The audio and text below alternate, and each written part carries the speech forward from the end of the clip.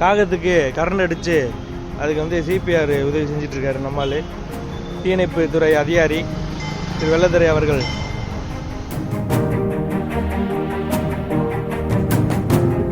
விதிமுடியும் நிலையில் இருந்த காகத்தை மீட்டு மறுபிறவி கொடுத்திருக்கிறார் தீயணைப்பு வீரர் ஒருவர்.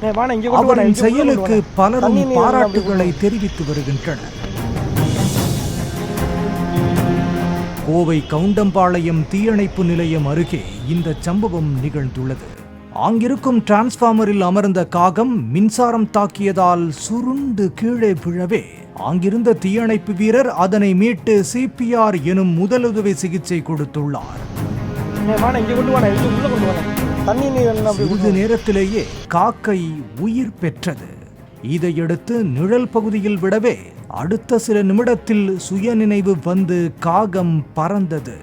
இது தொடர்பான வீடியோ காட்சிகள் இணையத்தில் வெளியாகியுள்ளன.